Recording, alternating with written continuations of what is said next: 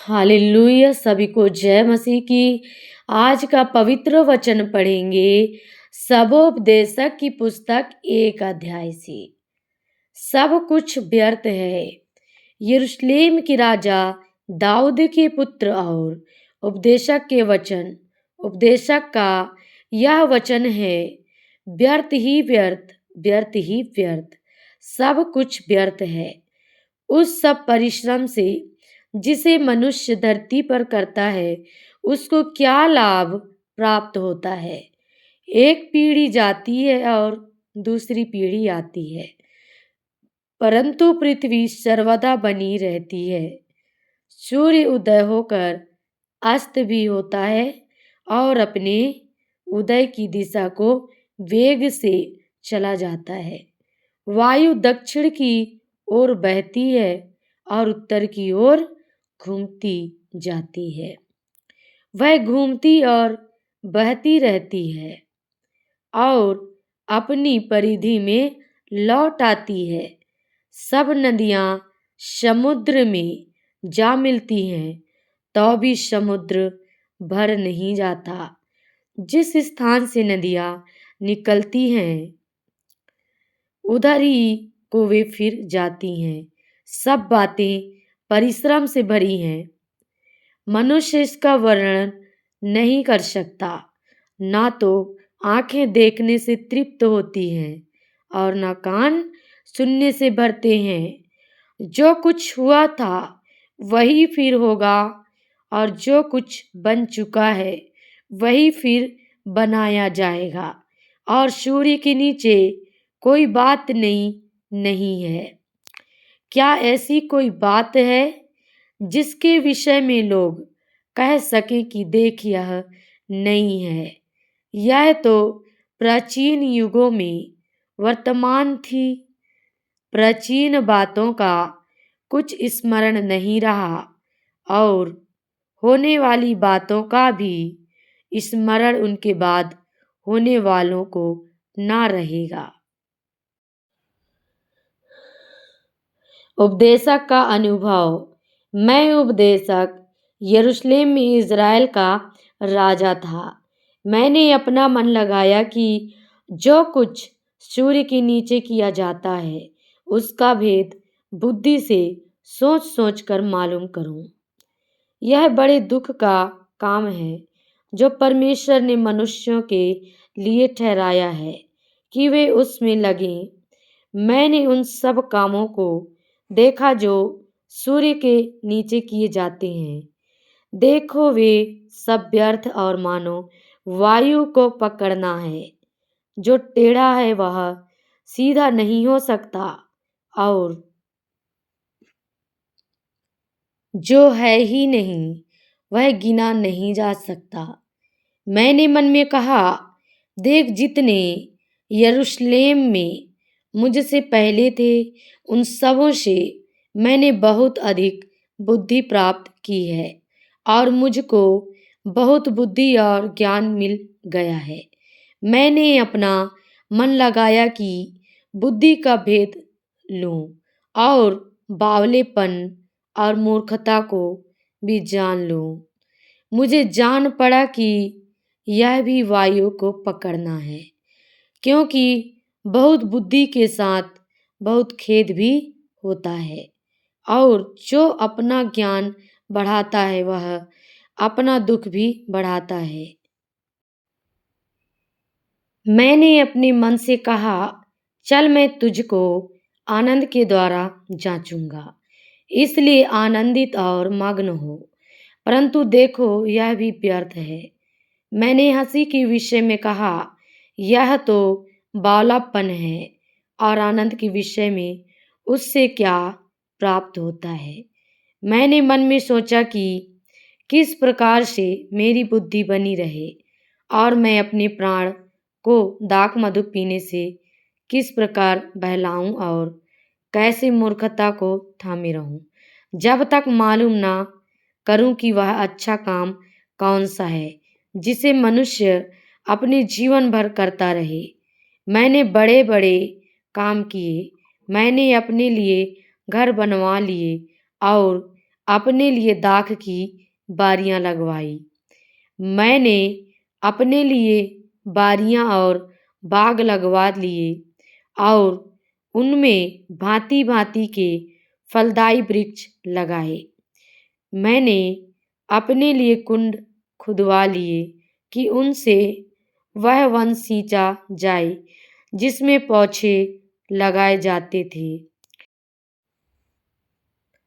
मैंने दास और दासियां मोली लीं और मेरे घर में दास भी उत्पन्न हुए और जितने मुझसे पहले यरूशलेम में थे उनसे कहीं अधिक गाय बैल और भेड़ बकरियों का मैं स्वामी था।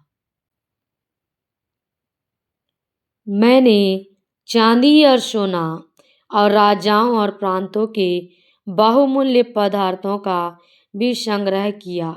मैंने अपने लिए गायकों और गायिकाओं को रखा और बहुत सी कमीनियां भी जिनसे मनुष्य सुख पाते हैं अपनी कर ली। इस प्रकार मैं अपने से पहले के सब यरूशलेम वासियों से अधिक महान और धनाढ़ हो गया। तो भी मेरी बुद्धि ठिकाने रही और जितनी वस्तुओं को देखने की मैंने लालसा की उन सबों को देखने से मैं ना रुका।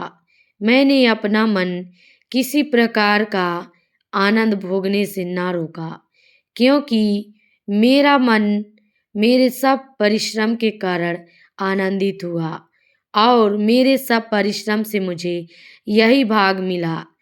तब मैंने फिर से अपने हाथों के सब कामों को और अपने सब परिश्रम को देखा, तो क्या देखा कि सब कुछ व्यर्थ और वायु को पकड़ना है और संसार में कोई लाभ नहीं।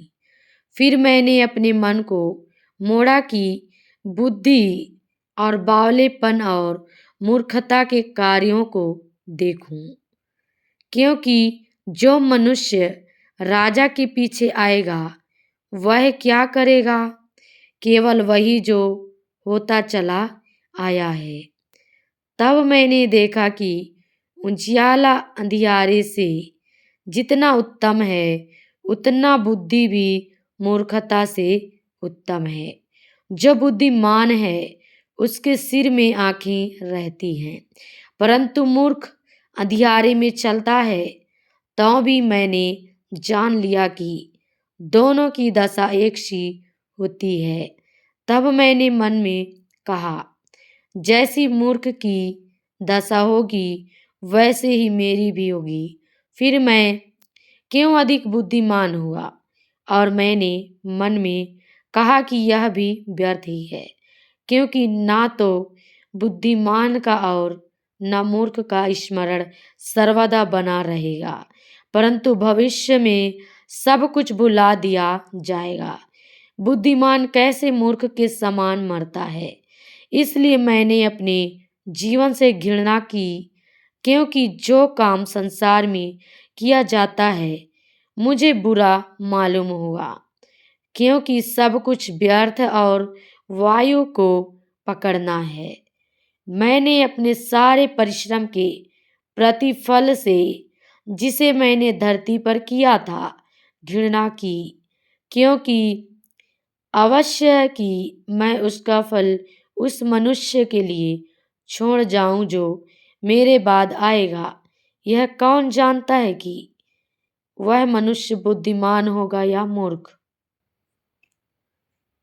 तो भी धरती पर जितना परिश्रम मैंने किया और उसके लिए बुद्धि प्रयोग की उस सब का वही अधिकारी होगा, यह भी व्यर्थ ही है।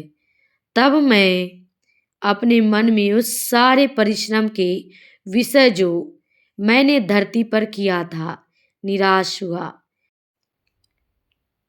क्योंकि ऐसा मनुष्य भी है जिसका कार्य परिश्रम और बुद्धि और ज्ञान से होता है और सफल भी होता है, तो भी उसको ऐसे मनुष्य के लिए छोड़ जाना पड़ता है। जिसने उसमें कुछ भी परिश्रम ना किया हो, यह भी व्यर्थ और बहुत ही बुरा है। मनुष्य जो धरती पर मन लगाकर परिश्रम करता है, उससे उसको क्या लाभ होता है? उसके सब दिन तो दुखों से भरे रहते हैं और उसका काम खेद के साथ होता है। रात को भी उसका मन चैन नहीं पाता, यह भी व्यर्थ ही है। मनुष्य के लिए खाने पीने और परिश्रम करते हुए अपने जीवन को सुखी रखने के सिवाय और कुछ भी अच्छा नहीं। मैंने देखा कि यह भी परमेश्वर की ओर से मिलता है, क्योंकि खाने पीने और सुख भोगने में मुझसे अधिक सामर्थ्य कौन है। जो मनुष्य परमेश्वर की दृष्टि में अच्छा है, उसको वह बुद्धि और ज्ञान और आनंद देता है, परंतु पापी को वह दुख भरा काम ही देता है कि वह उसको देने के लिए संचय करके ढेर लगाए। जो परमेश्वर की दृष्टि में अच्छा हो, यह भी व्यर्थ और वायु को पकड़ना है।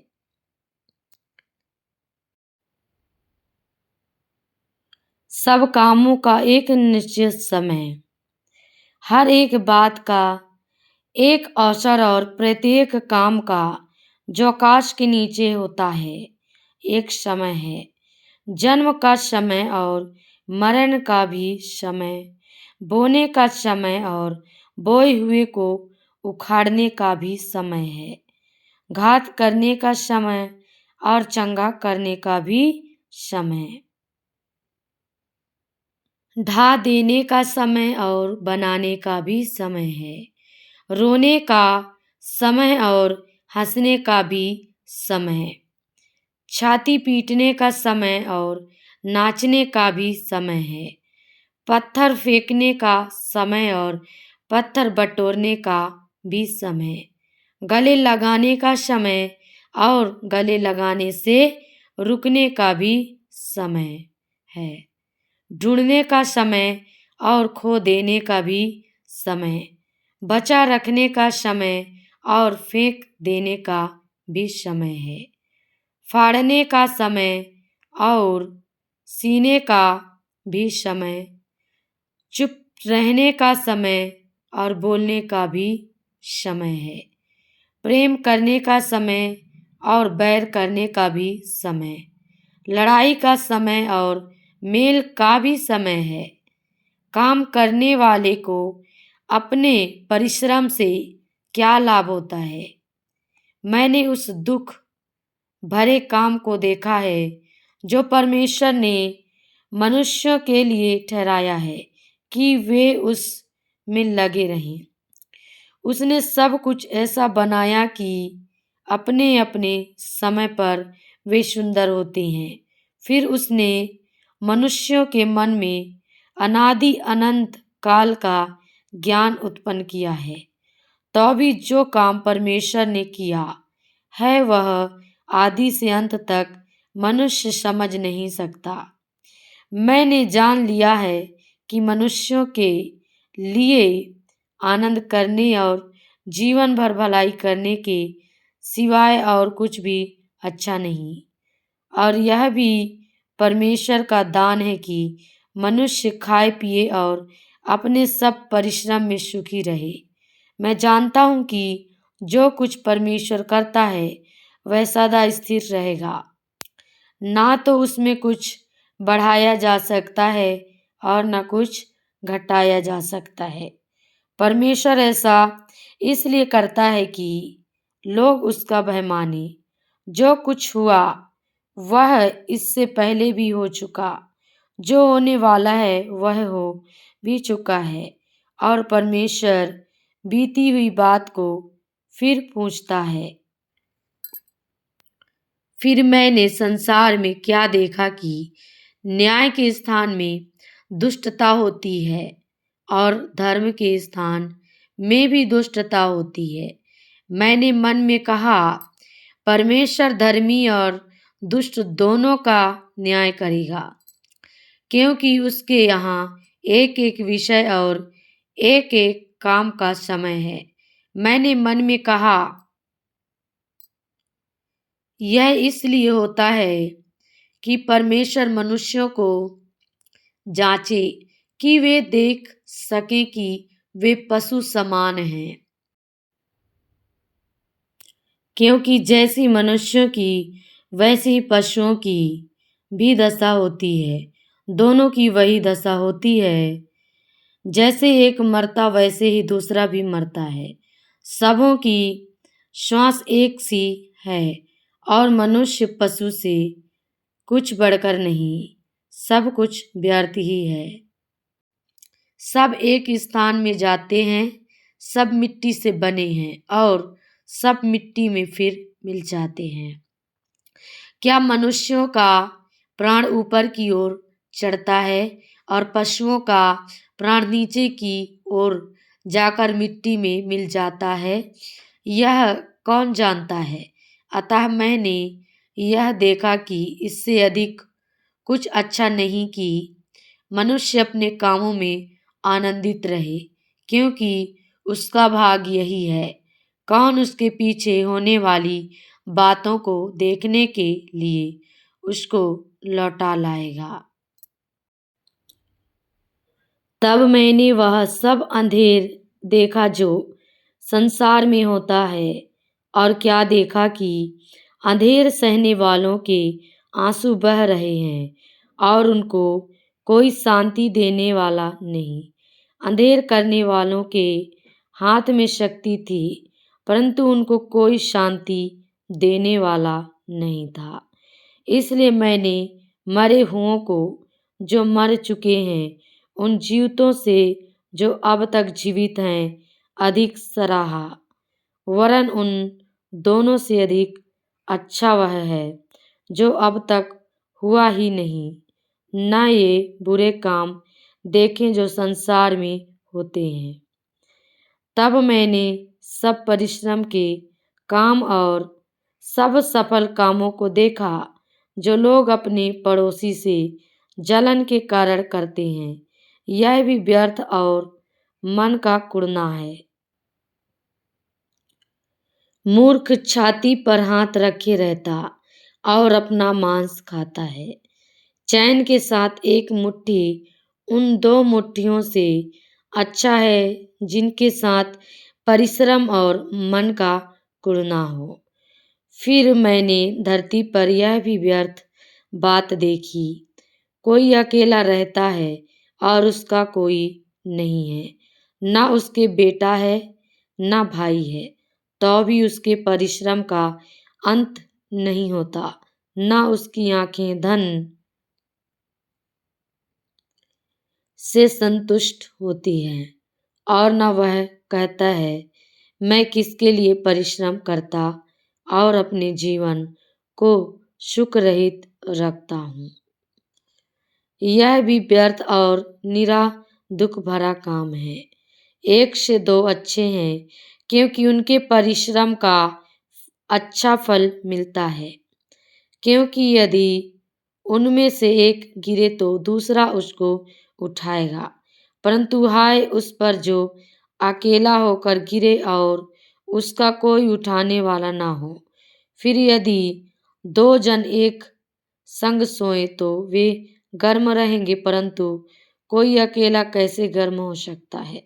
यदि कोई अकेले पर प्रबल हो तो हो, परंतु दो उसका सामना कर सकेंगी।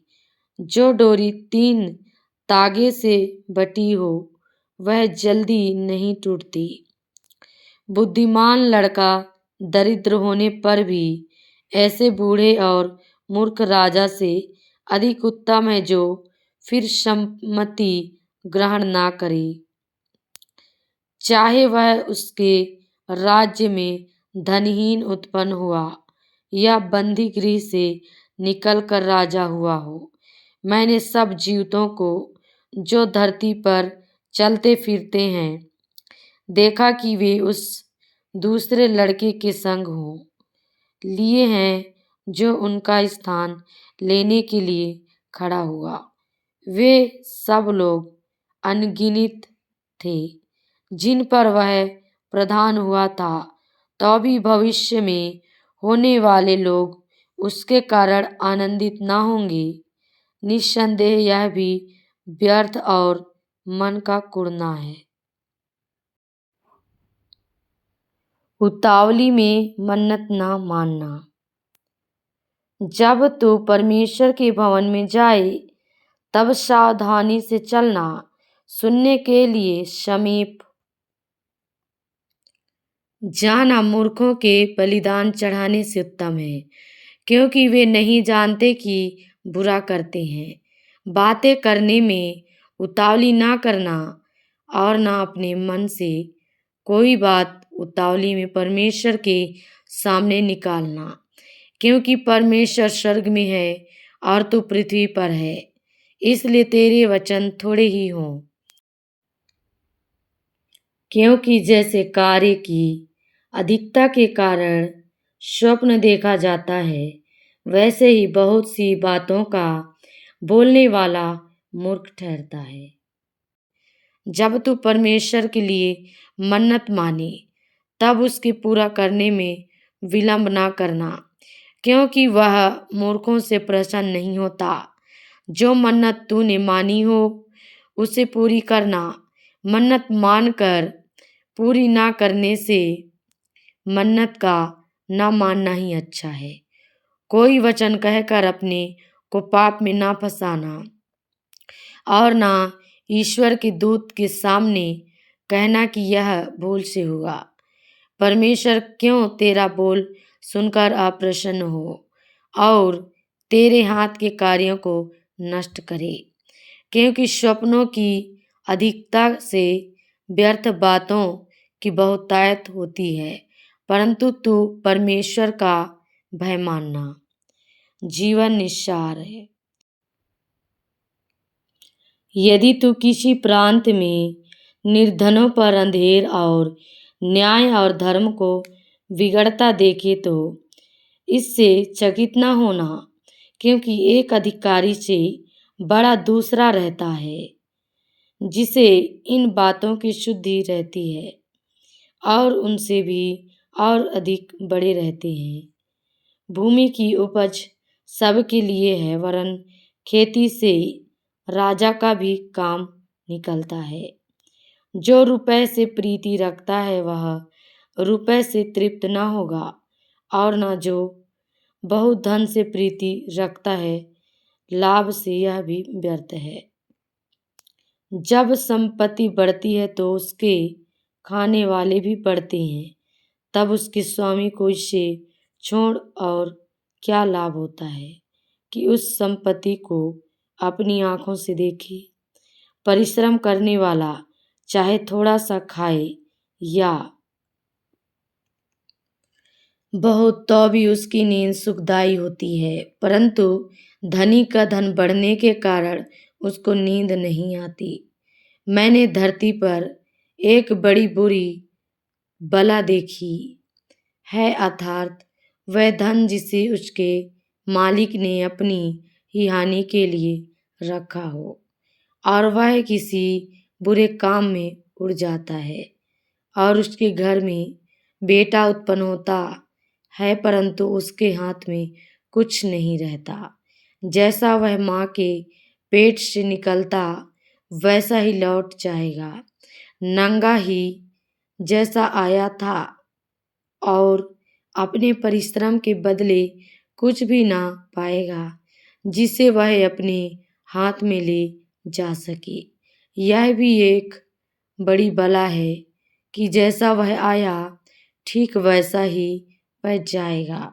उसे उस व्यर्थ परिश्रम से और क्या लाभ है, केवल इसके कि उसने जीवन भर बेचैनी से भोजन किया और बहुत ही दुखित और रोगी रहा और क्रोध भी करता रहा। सुन, जो भली बात मैंने देखी है वरन जो उचित है वह यह है कि मनुष्य खाए और पिए और अपने परिश्रम से जो वह धरती पर करता है अपनी सारी आयु भर जो परमेश्वर ने उसे दी है, सुखी रखे, क्योंकि उसका भाग यही है। वरन हर एक मनुष्य जिसे परमेश्वर ने धन संपत्ति दी हो और उनसे आनंद भोगने और उसमें से अपना भाग लेने और परिश्रम करते हुए आनंद करने की शक्ति भी दी हो, यह परमेश्वर का वरदान है। इस जीवन के दिन उसे बहुत स्मरण न रहेंगे, क्योंकि परमेश्वर उसकी सुन सुनकर उसके मन को आनंदमय रखता है। एक बुराई जो मैंने धरती पर देखी है, वह मनुष्यों को बहुत भारी लगती है। किसी मनुष्य को परमेश्वर धन संपत्ति और प्रतिष्ठा यहाँ तक देता है कि जो कुछ उसका मन चाहता है उसे उसकी कुछ भी घटी नहीं होती, तो भी परमेश्वर उसको उसमें से खाने नहीं देता, कोई दूसरा ही उसे खाता है। यह व्यर्थ और भयानक दुख है। यदि किसी पुरुष के 100 पुत्र हों और वह बहुत वर्ष जीवित रहे और उसकी आयु बढ़ जाए, परंतु ना उसका प्राण प्रसन्न रहे और ना उसकी अंतिम क्रिया की जाए, तो मैं कहता हूँ कि ऐसे मनुष्य से अधूरे समय का जन्मा हुआ बच्चा उत्तम है, क्योंकि वह व्यर्थ ही आया और अंधेरे में चला गया और उसका नाम भी अंधेरे में छिप गया और न सूर्य को देखा न किसी चीज को जानने पाया, तो भी इसको उस मनुष्य से अधिक चैन मिला।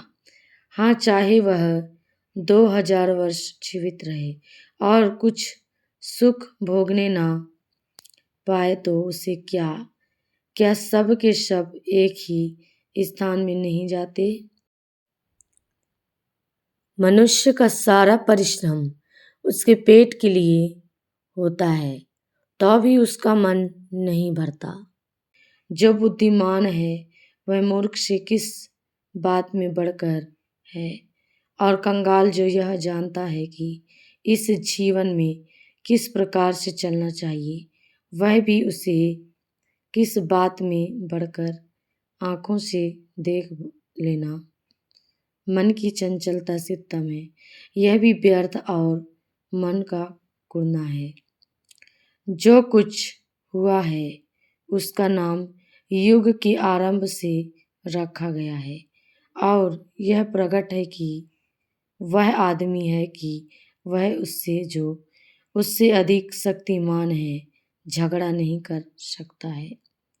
बहुत सी ऐसी बातें हैं जिनके कारण जीवन और भी व्यर्थ होता है, तो फिर मनुष्य को क्या लाभ?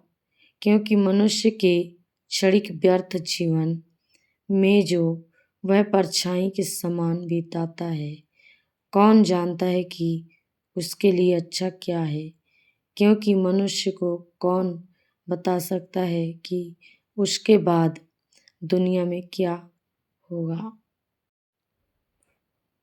हालेलुया। तो आज का वचन यहीं तक पढ़ेंगे। प्रभु आप सभी को आशीष दे। आप सभी को जय मसीह की।